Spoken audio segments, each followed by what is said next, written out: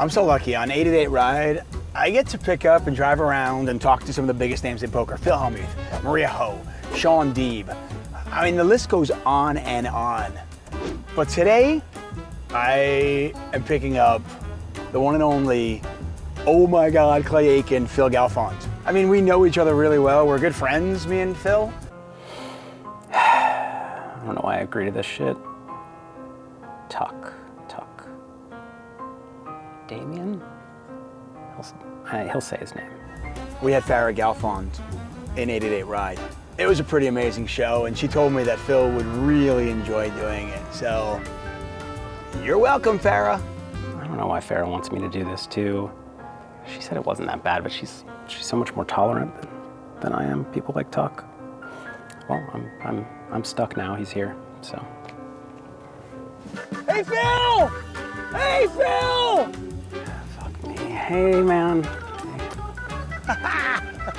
What's going on, bud? Thank you, sir. My pleasure.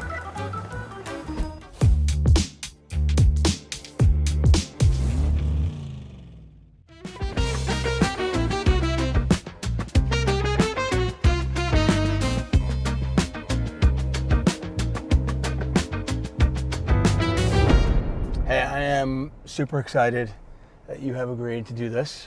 Yeah, my pleasure. And you've been trying a little while. Yeah. I appreciate your patience. Well, I figured, I was like, okay, listen, if the way to you, I figured it was through your wife. Yep.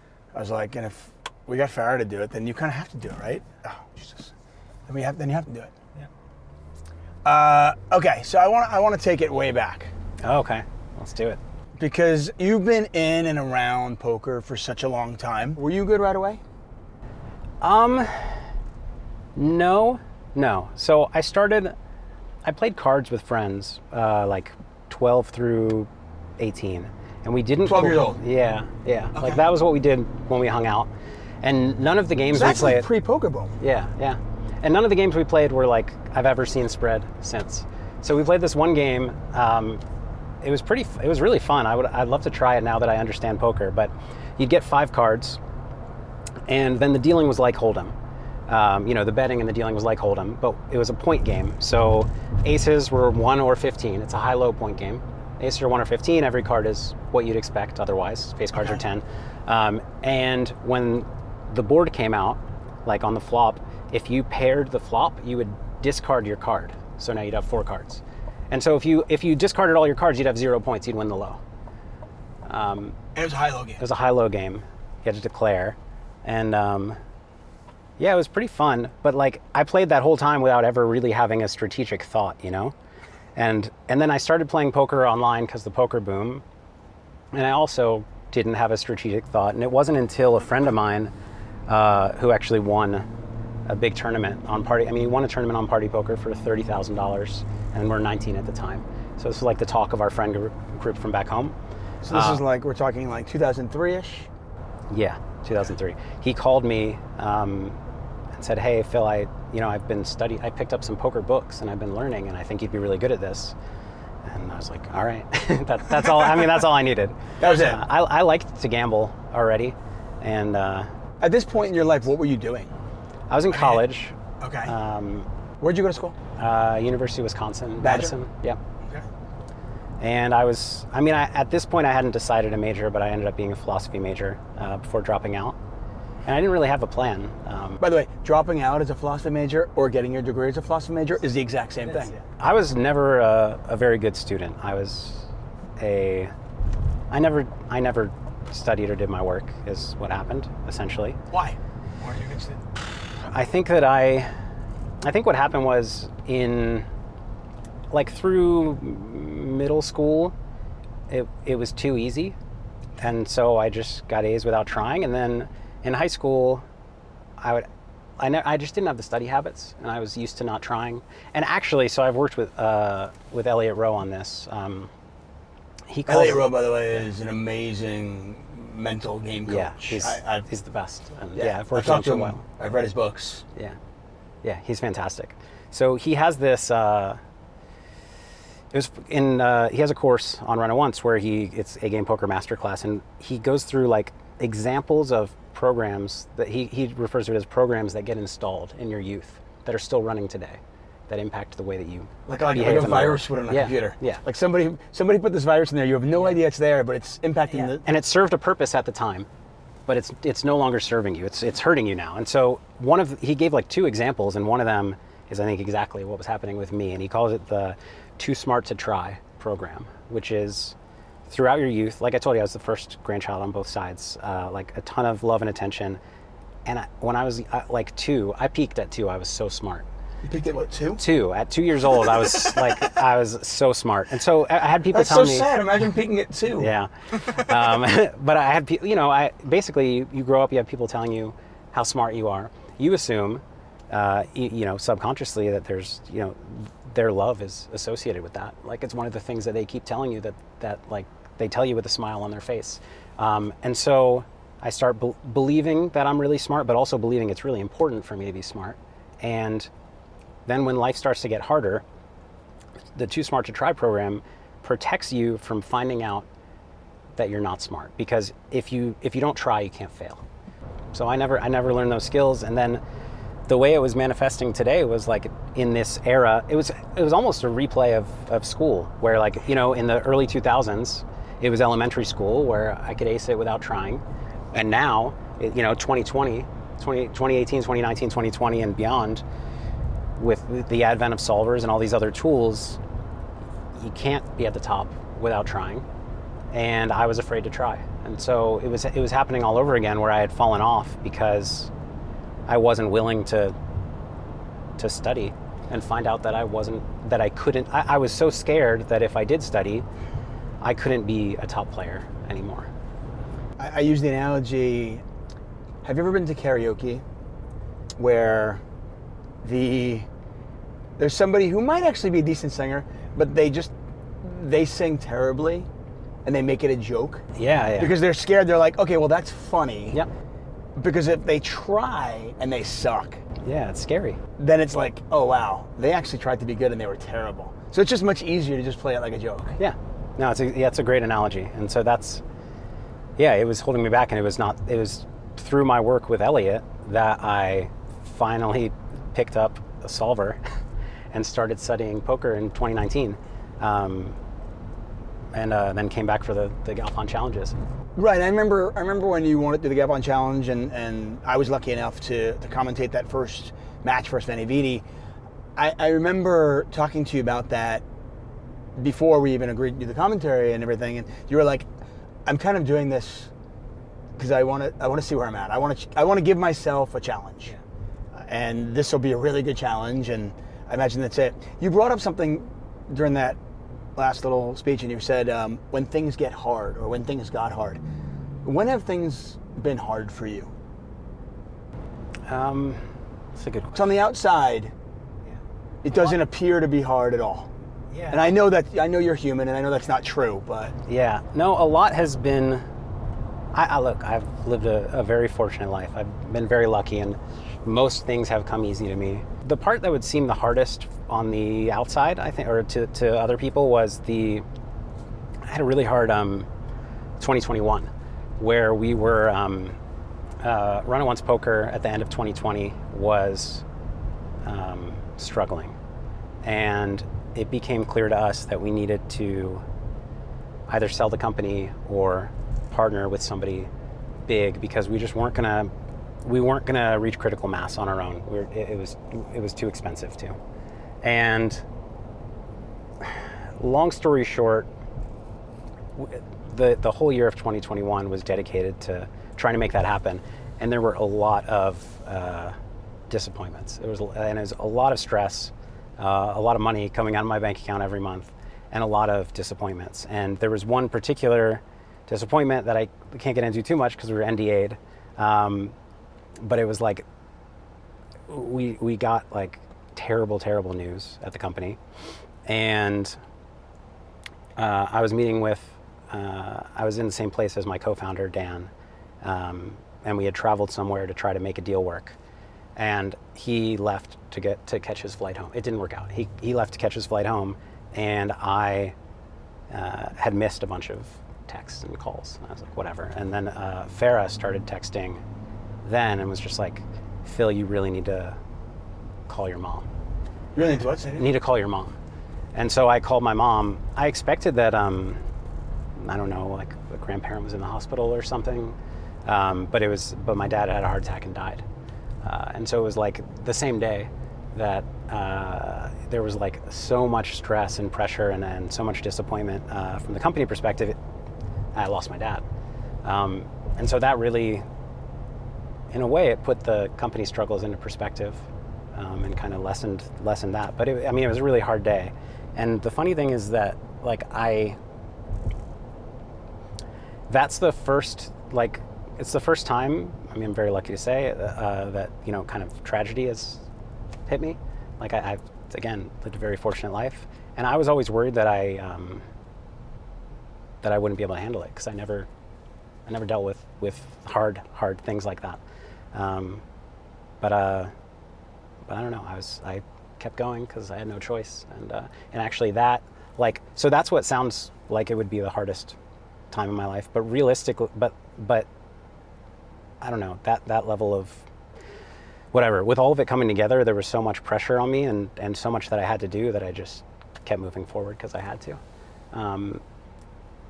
Harder points in my life were really things that externally did not seem harder, did not exist. So I grew up with very bad social anxiety, and the way that it manifested in me is mostly just my lens through which I viewed reality, is specifically with other people, was so distorted that, in school, I had a lot of friends, everybody liked me, but I thought I was an outcast. I was delusional.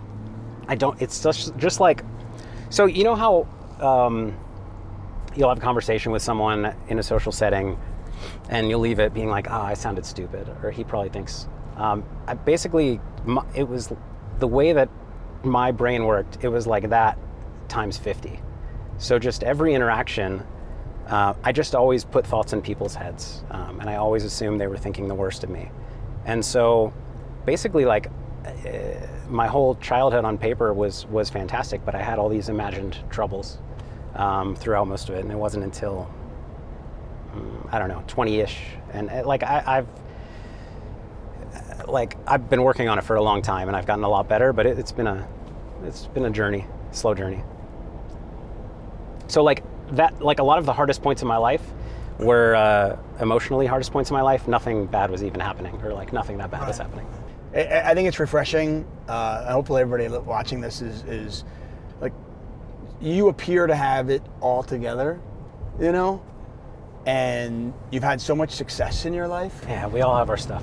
No, yeah, but that's refreshing for people to see that it's somebody like you has had those issues as well. Yeah, it was funny. I had it was a big, I don't know what to call it, a realization. I was playing a World Series of Poker PLO tournament a couple years back, and I think it was 25K PLO tournament, and I was just So you're slumming it. Yeah. I'm okay, fine. And I was card dead, and it wasn't going that well, and I felt like maybe people were running over me, or I felt like people were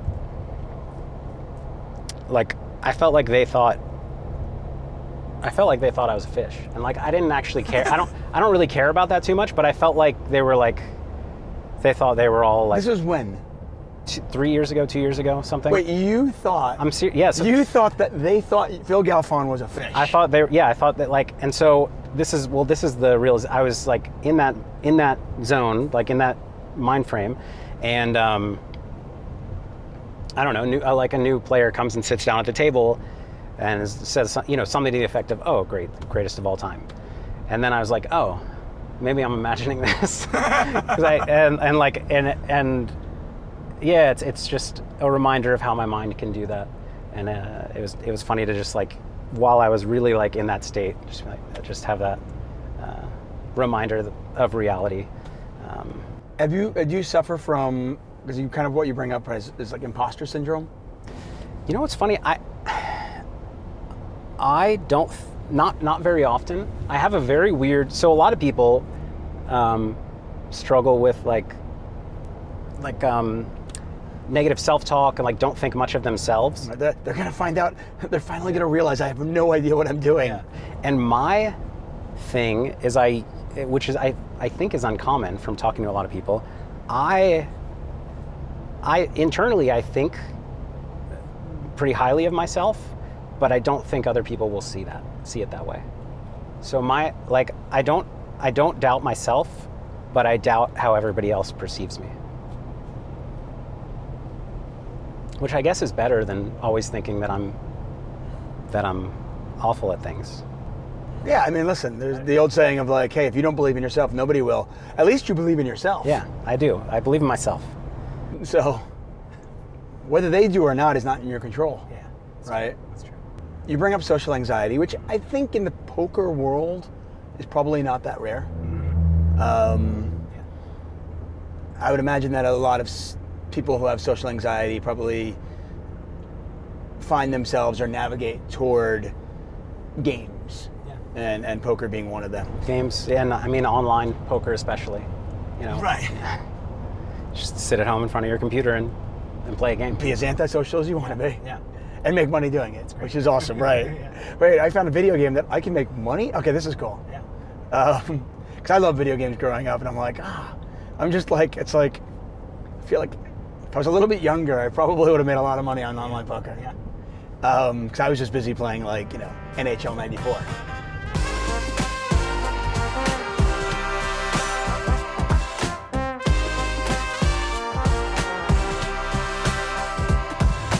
I had more online success from from age 21 to 26 than I did for like the 5 years or 10 years after. Like that was the peak of like online poker. Were you running well then, or were you just that much better than the competition, or was the competition that bad at that point? I think, I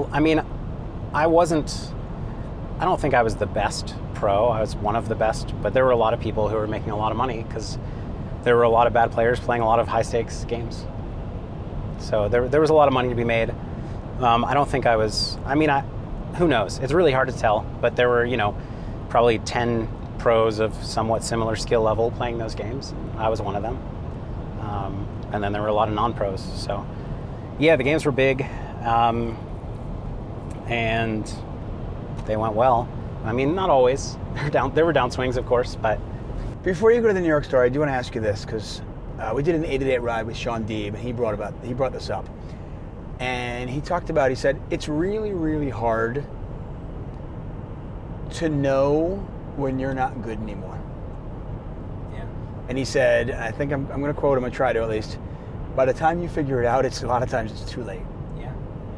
It's well said. How do you know if you're a good poker player? Because the results are oftentimes not indicative of whether you're good or not. So how do you know if you're good? For a lot of people watching, they're probably going, okay, how do I know?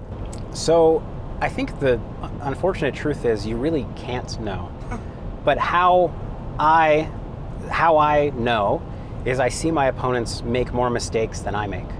But the problem is I might be wrong about that. Like I might think they're making mistakes and they're actually making good plays, or they're actually exploiting a tendency in me that I don't know that I have. So because of that, you really can't know, but that's how I gauge my confidence level, is seeing enough of my opponent's mistakes. And when you're at tables and you can't spot mistakes, that's how you know that you're not doing so well. So you need to spot mistakes. The old mistake, the old adage of if you're at the table and you can't spot the fish. Yeah, exactly. So when I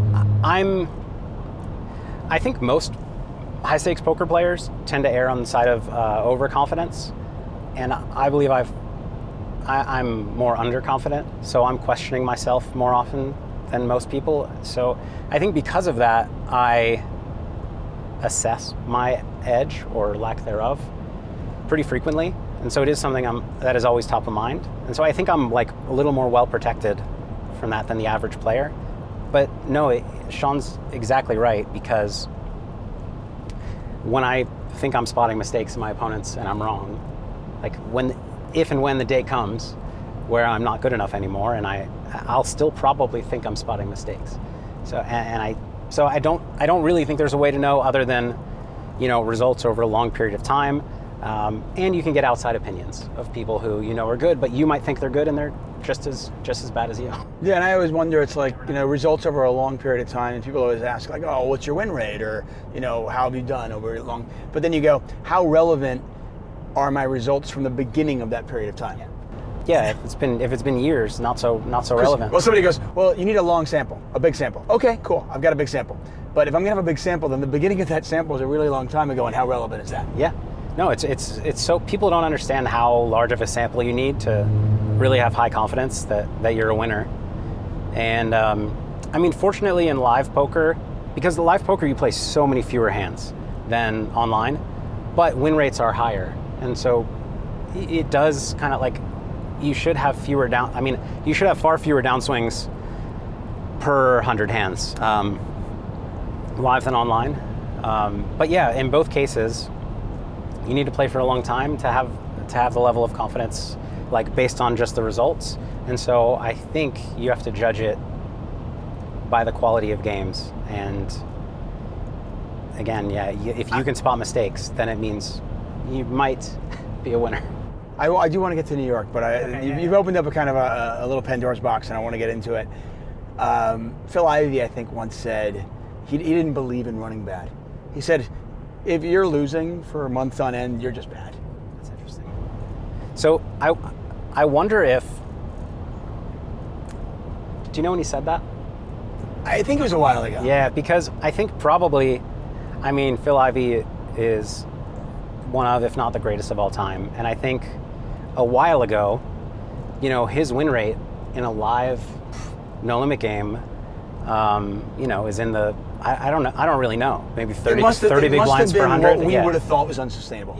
There's no way that's sustainable. And so he probably never had a month and a half downswing because his edge was so huge, and also because we assume a huge part of his edge is reading other players, and when you have a stone read on your opponents, it's really hard to lose for a while. If you know that they're weak when they're weak, and you have the balls, for lack of better words, and you have the balls to actually follow through with it. Yeah. A lot of people are like, I think he's weak, but right. I know you're full, I know you're bluffing, but I'm going to fold anyway. Yes, yeah, absolutely. And he never did that. He's like, I know you're weak, and I'm going to put my entire. Let's go. I'm going to take it. Yeah. And so it was probably true back then, and I think less true today, unless you're in like a massive edge spot like that. We'll have Phil Ivey on our next 888 ride, and we'll ask him if it's still true. Just line that up, okay, guys? I'll have my people talk to Phil's people. I'm sure we'll get it done. It's easy. Go from one Phil to another Phil. You brought up that you probably doubt yourself more than other poker players, and poker players sometimes, probably many of them, suffer from overconfidence. I want to take you back to a point of your part of your career where maybe you were doubting yourself. I was commentating, venividi, Galfond challenge. You found yourself down $1 million. Yeah, which is a lot of buy-ins. That is a lot of buy-ins. And I remember commentating on this on a daily basis to the point where it was like watching an MMA fight where you're just like, throw in the towel, like stop, And it was like, and you go in as a commentator, I can tell you from my perspective, like I try to be objective, but there was very much like, okay, Phil Galfond's the hero and Benevidi's the villain, which probably wasn't fair, but it is what it was. Nobody knew who he was. We all knew who you were. And then now you're this huge underdog. Take us through that. I know you've talked about this before, but I think it's worth kind of revisiting. Just like, how much were you doubting yourself at this point? Quite a bit. Yeah. And I thought that I had come into the match very prepared, and it's so hard to tell. When somebody is winning nearly every day, it's just so hard to tell because, how do I put this? When he's winning that much, he has to be running hot. Like, he might have the edge. He might have a big edge, but he didn't have a, whatever, 55 big blind per 100 edge that he was winning at. So you know he's running hot. And the problem is, when somebody's running hot, it's hard to spot, like, oh, is he ever bluffing in this spot? Like, I would call river check raise 6 times and he had it every time. And I'm like, does he bluff, or is he running hot? Like, is he running hot and he bluffs, or does he not bluff?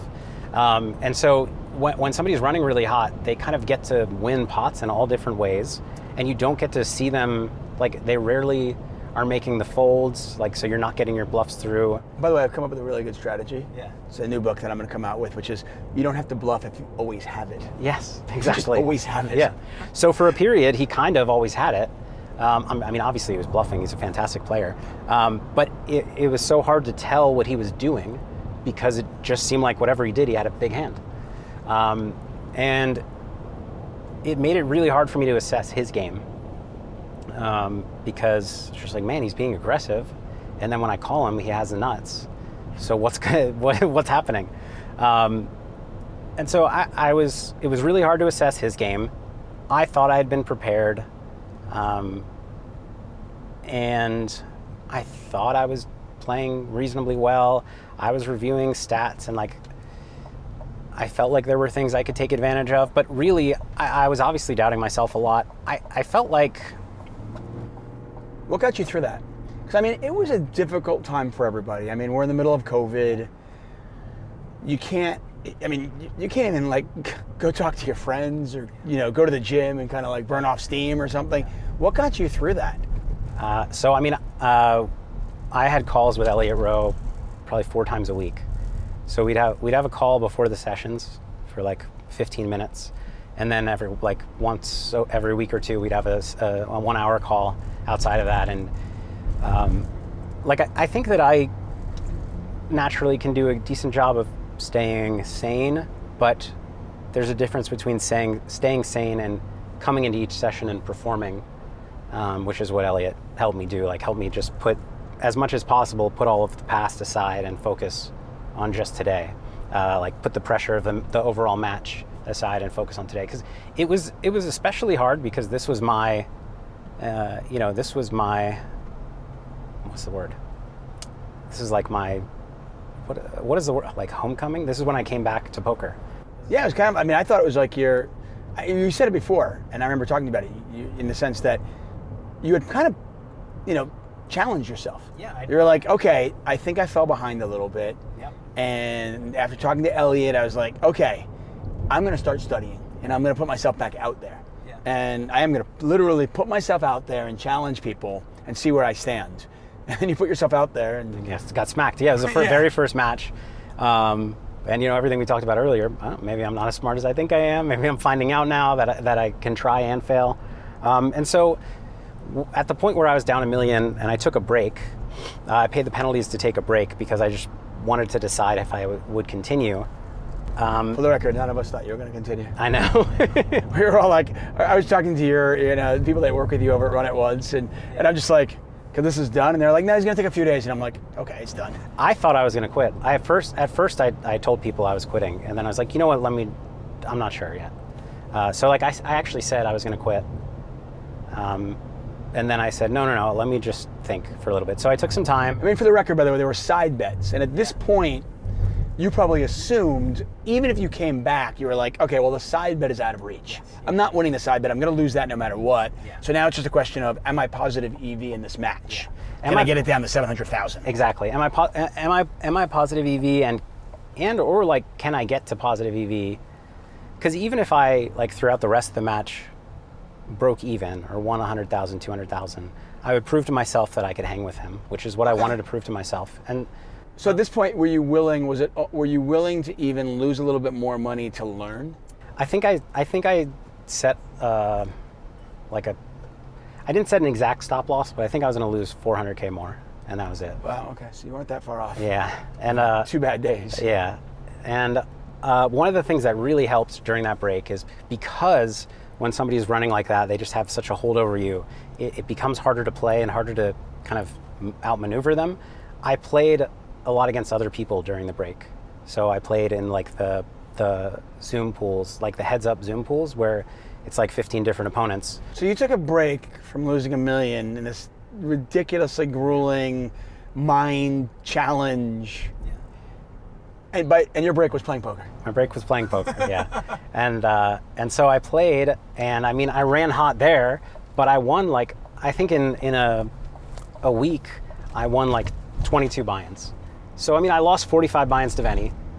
Then I won smaller stakes, but I think it was 2550 and 5100. So I won like 22 buy-ins, which is like 180K. It's not a big dent in the million, but it's something in money. But also it was like, most of those players are good players, like as good as Venny or close. And so I'm like, all right, well, I see that I can win. Obviously I'm like, I ran bad here and I ran good here, but that was a big part of giving me the confidence to continue, was having that upswing and like experiencing winning for the first time. Because you know, remember before this I like didn't play for 3 years, so this is like my first experience winning in 3.5 years.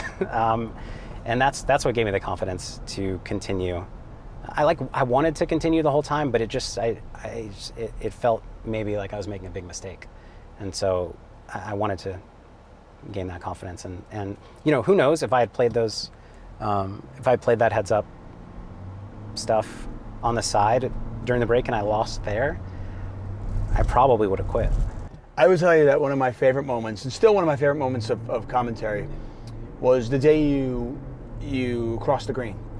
So for those of you who aren't familiar with the Galfond Challenge, we had a graphic up, it was online poker, and I'm commentating, and we would have a line. The daily line of either in the green or in the red, depending on where they were during the day, but then there was an overall green-red. And for the entirety of the match, he was in the red. And he was coming back and coming back and coming back, and it was like just inconceivable that you're actually going to come back. It's like, what? But then it almost became like, no, now it's like, it's definitely going to happen. Yeah. Like, there's no doubt. It felt I like mean, that. Venny was reeling. Yeah. And you could see the momentum switch, and poker is definitely momentum. I mean, there's, especially heads up. Oh yeah, more than any form. And I remember the day you went green, and I called it. And it was a great call. It was one of my favorite commentary moments ever.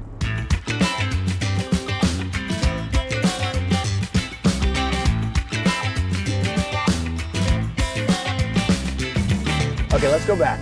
Yeah. I put it on the back burner. New York. Mm-hmm. This is pre-Farrah, pre-Spencer, and a completely different chapter of your life. You know, you're in your early 20s, you're printing money. I can only imagine what you must be feeling. And now you're in Manhattan. First of all, why did you go to Manhattan? So I was living in Madison, Wisconsin, and I loved it there. I would have stayed, but my friends were graduating and leaving. And so essentially, New York is where the most of them went. Like 3 of them went to New York.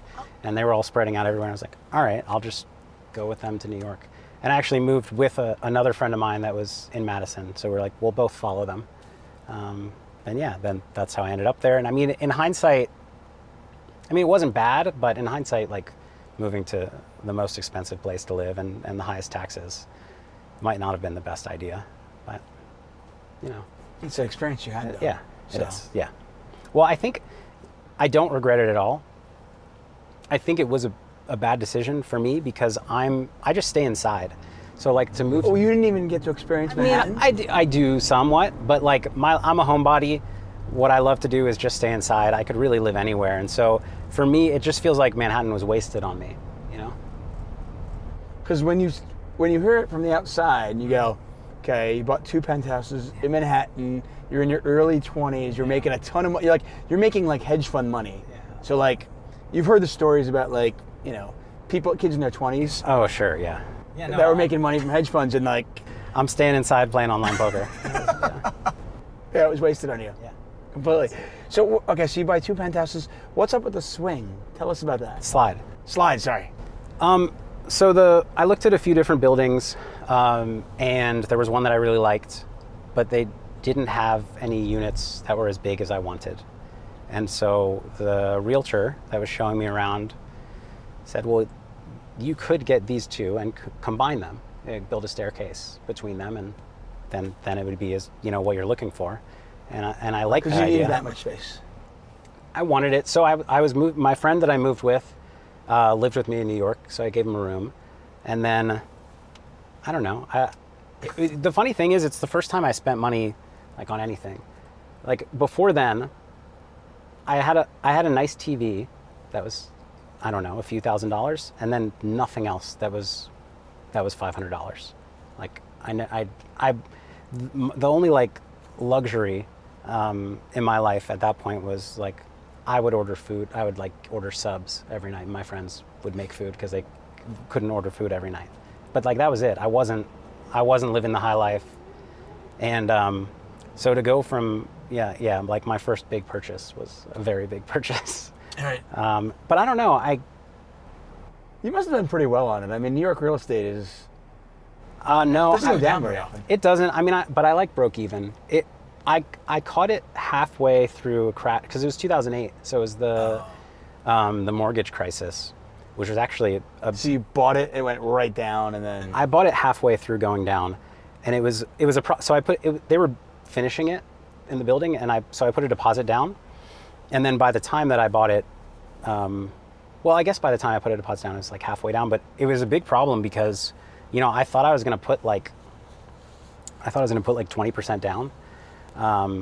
But then all the banks stopped lending money, and I ended up having to put like, I don't know, 65-70% down, and so like it was a big hit to my bankroll. I was going to say that must have been, I mean, as much money as you were making. Yeah, no, that was New York real estate is not cheap. Yeah, no, and so that was very inconvenient for poker.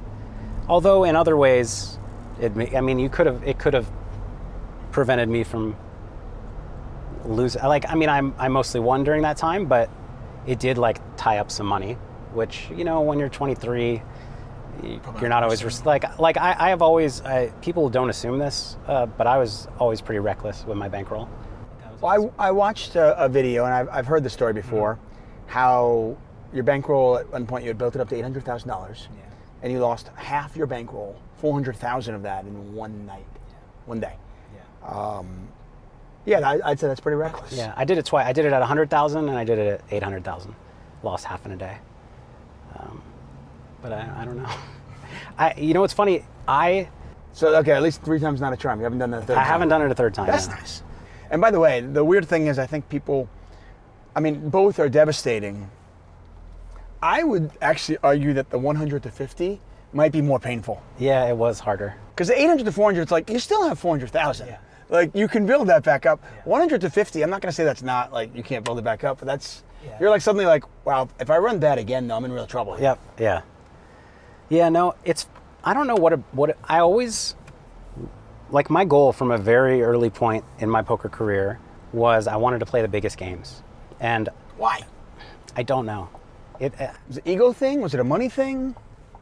It wasn't a money thing, because for a long time, like before 23, when I never spent money was just, like to me, money was just what I needed to play bigger, and that was it. Right. I mean, you're pointing out. I mean, you never bought anything. Yeah. So it's just like I wanted to play the biggest games, and yeah, I think it was like I don't know if I would call it ego, but like glory, competition, glory. I wanted to play. Yeah, I wanted to... The best, the biggest. Yeah, the best and the biggest. And so what was really motivating for me was grinding away at like 5-10. So when I had 100,000, I was mostly a 5-10 player online, grinding away, building up a roll, and then taking a shot at 5,100. And then it would not work, and I'd step back down, and then I'd grind away again for another shot. And that was... Until it worked. Until it worked, yeah. And that's what got me excited. And I think if I didn't do that, I might have not been as motivated to play as much as I did or work as hard as I did. And so I think for me it worked. I think for a lot of people it's a bad strategy because my assumption is most people would find it demotivating to lose half their bankroll. I mean, it was, but like for me, I would lose half my bankroll. I'd mentally reset and I'd be like, okay, I'm gonna do it again. I'm gonna build it back up. Well, you didn't need the money, and like it was just sitting there anyway. So okay, I can build it back up. I find it interesting because you pointed out earlier that you often avoided a challenge because if you avoided the challenge, you couldn't fail. And yet, in this particular spot in poker, you challenge yourself to the pinnacle. I didn't, yeah, so the difference is, it's not that I would avoid a challenge, it's that I would avoid trying my hardest. And so if I, like, for the longest time, I told myself that, like, you know, acing a test in school without trying is cool. Like, that's a cool thing to do. And so for a long, I associated, like, I wanted to do really well without trying my hardest. And I was, unbeknownst to me, afraid to try my hardest because then I might not succeed. But it was, I wanted to see how far I could take it. I wanted to ace the test without trying. I wanted to, and I mean, truth be told, like, I always considered myself lazy, and I looked back and was like, I always thought that I wasn't working hard, but I was. In my own way, I was working really hard, and I was obsessive. I was always, like, talking strategy. I was always thinking about hands. I was reviewing stats. Like, I was trying, just, I don't know. So you weren't, okay, so the people who are watching this that got their ass kicked by you. I was trying. It wasn't like you were being, I thought that I wasn't. I thought that I wasn't trying, but looking back, I mean, it was my whole life, you know. It was 80 hours of playing, and I mean, it was mostly playing, but playing, talking hands, posting on forums, watching training videos, reviewing stats. I mean, that's studying. I didn't do, like, the most boring stuff, like equity calculator stuff, like the pre-solver, solver-ish, Right. solver adjacent type things. I wasn't doing that, but I was doing what was interesting to me, and fortunately I was. Did you ever take cards and, like, deal them out on a bed and, like, I see never who did won? that. No, that was before my time. We had what was the first one? I forget the first equity calculator, what it was called, but we had one. I remember there being one, like, Card Player. Yeah. That I used to be like, oh, let me. I'd go home and, like, check it out. I'd be like, Yep. I got it in pretty good. Okay, don't be mad. Okay, feel good about it. Do you remember your first big win? Like, the moment you were, like, just, you know, I guess you were in Wisconsin at school, and just like, oh, holy shit! I just won this much money. I think I'm trying to think what I would consider my first big win. The one that I remember was I was a sit and go player. I was primarily That's pretty school you're doing at this point. the first year and a half I was a sit and go player, and I started $10 sit and goes, and I settled in at $100 sit and goes, and I sometimes played the 200s, but I felt like I had a higher, like, even higher hourly in the 100s than the 200s. So I was a 100 sit and go player, and Party Poker started running step tournaments where you could buy in at 100 or 200 or 500, and the highest step was 2,000, or you could buy in directly at any point. So I, one time, took a shot at a $2,000 sit and go. It was $2,000, 10-handed. It's like step 7. Yeah. And so that would have paid, I think you pay 6, so I think 12,000 for first. Wow. And I won that. And so that was, like, the first memorable, like, I mean, What was your bankroll at this point? I must have had something like 35,000. Okay. So I mean, it wasn't like a massive change, but it was. I mean, that's 25% of my bankroll in one sit and go that I'd, like, won. So that was the first, like, big memorable one. I mean, there were other sessions that were big and memorable, but I don't really remember them. There were so many shots that didn't go well, and then when it finally did, I just didn't think much of it. My biggest day, I remember my biggest day online, which was against Victor Blom, and we played. This was in New York, and I think it was, like, the year I moved in. This was, like, just pre-Black Friday? Yeah, a couple of years pre-Black Friday, and we were playing. It was 300, 600 PLO, and then we moved up to 501k PLO, and I won 1.6 million, and I remember that night pretty well. Because, like, we started, it must have been 8 p.m. when we started. It was black outside, and it was a long night, and that was exciting. And then you By the finished, end of it, was he tilting? yeah, Or he was portions of a tilter for sure. He was, I mean, a phenomenal player, but he tilted, and it's always funny, like, when you win a big tournament, there's all the fanfare and stuff. But when you win 1.6 million online and you're alone in your apartment at 4 a.m., it's just like you close the tables and you just sit there and you smile. And that's all. Did you scream inward? Maybe I did. I don't know.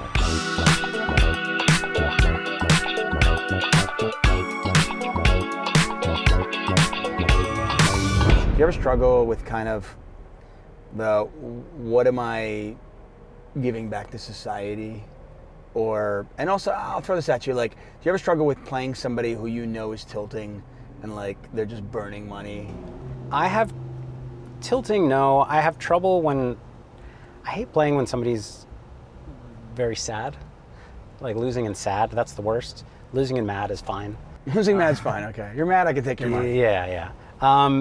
And yeah, the thing about playing online is you usually don't know your opponent's circumstances. Where in live poker, you might get to know people and you might know that somebody's playing over their head. And I would have a hard time with that. But I haven't experienced that because like I basically mostly played online, and when I've played live, it's been very high stakes with people who can afford to lose it. But that would be hard for me. For some reason, the contributing never bothered me, which I've found weird. But I guess I just feel like. By the way, I'm not calling you. Yeah. No, it's a great. It's most people. Some poker players do. It bothers a lot of people. I just feel like. I mean, listen. I'm just going to come out and say it. I think the vast majority of people don't contribute to society. Yeah, no, most people. My wife don't. does. She's a school teacher. Yeah. But the vast majority of people don't. Yeah. So it's okay. Yeah, I think I agree. Like it's very small percentage of people that really contribute. Right. But no, I think it's like I just always viewed it as like kind of a sport. Like I know it's not a sport, but I don't know. Like. Although, hey, listen, you buying 2 penthouses and putting a slide between the two of them is kind of young athletic. I feel like some 22-year-old who's playing for the Knicks and just got paid for the first time would do that. Well, yeah, and that's the good example. Is like, I don't know. When you think of an NBA player, do you think, man, you're not contributing to society? Like, I view it as the same. Like, yes, they're providing more entertainment than I am as a poker player, but. Well, maybe they were then, but now you could argue that you are. Yeah, that's true. And yeah, I just viewed it as it's purely a competition. But what I was going to say is, so recently, I've been creating more content, and I've been getting more into. We noticed that, by the way. Yeah, more into teaching, and also I've started doing some coaching that is kind of it's closer to like life and career coaching than it is poker coaching, but it's for poker players, and I have noticed more sense of purpose. You recently came out with a book, actually. Yeah. It's on free, Mindset, everybody. it's free. It's free. Yeah. It's a good book. Yeah. It'll be philgalfond.com/mindset.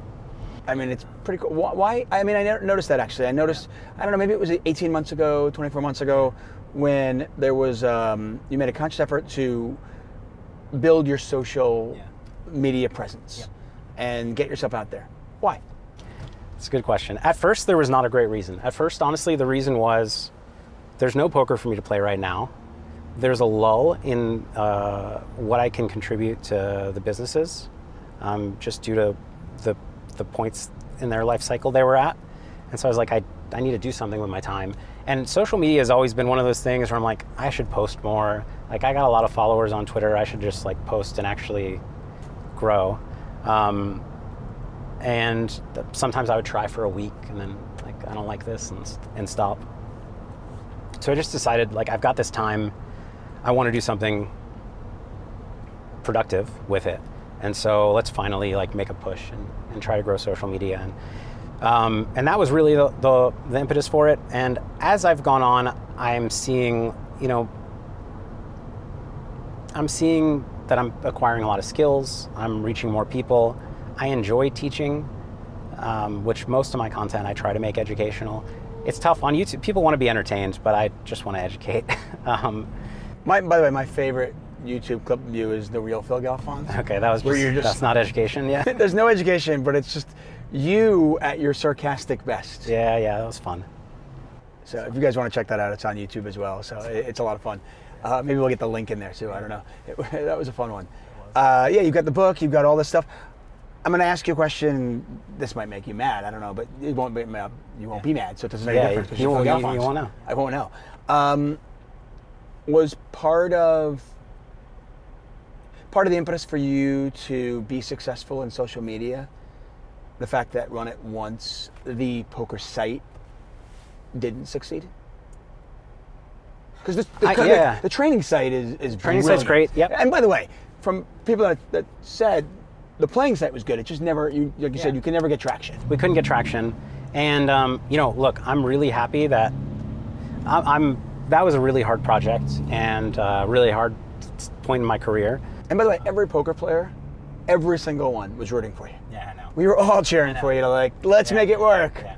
And so it was hard. I'm really thankful that we were able to sell it for something. I lost a lot of money on the project, but a lot of time and money, but we sold it and it's going to relaunch and it's going to continue, and I'm going to keep working on it. And so I'm excited that the project lives on. But yeah, that was hard. I think that part of it, no, I don't think that was. Maybe indirectly, because I want to be a better ambassador when it relaunches. But I think it was more, it felt like something I should do. And as it's gone on, like after I did it for 3 months, it was really like full-time job for me for 3 months. And I was like, okay, well, I want to keep doing it. Now I need to get my time back. And so I hired a couple people for the team. And now, I really like them. I like working with them.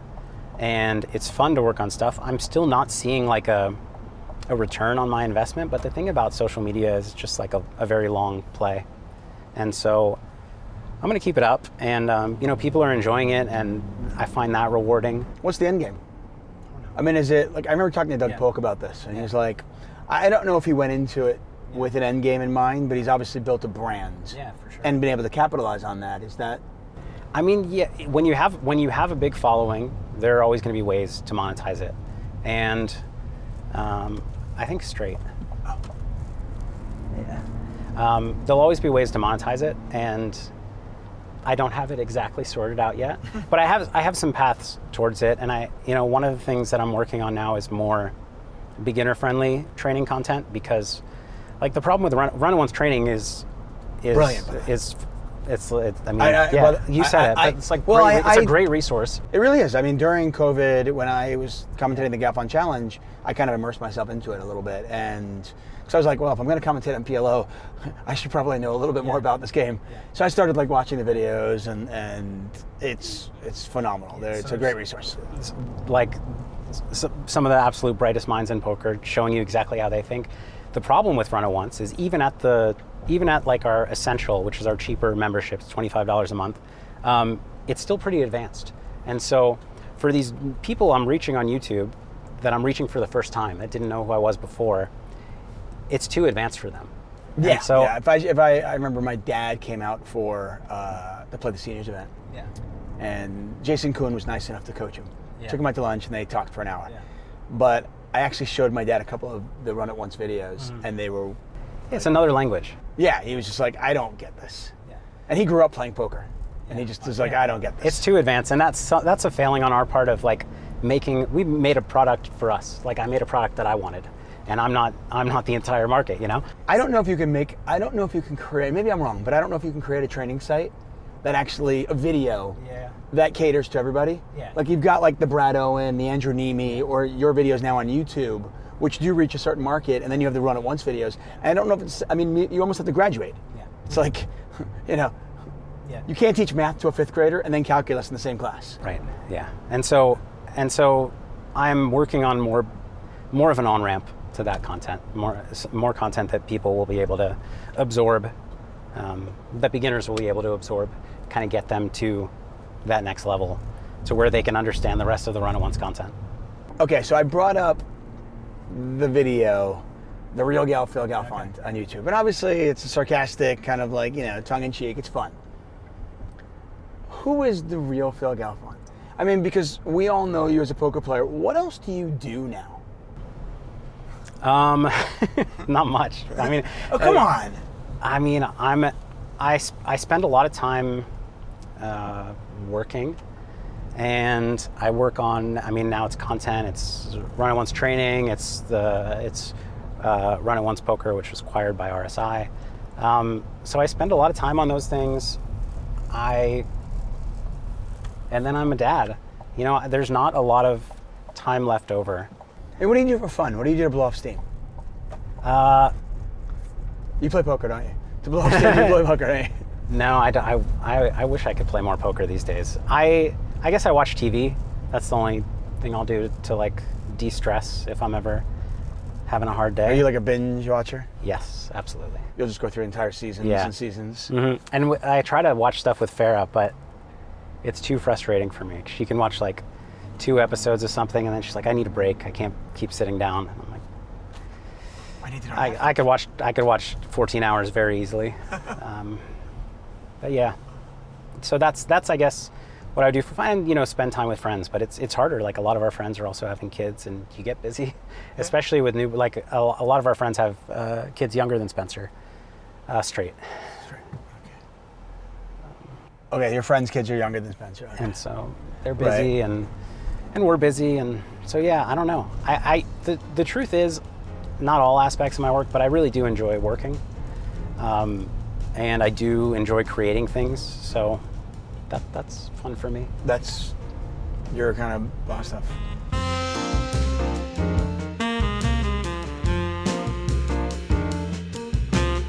No, seriously, thank you so much for your time. This was awesome. Yeah, my pleasure. I really appreciate it. I enjoyed the conversation. Thank you, buddy. Thank you.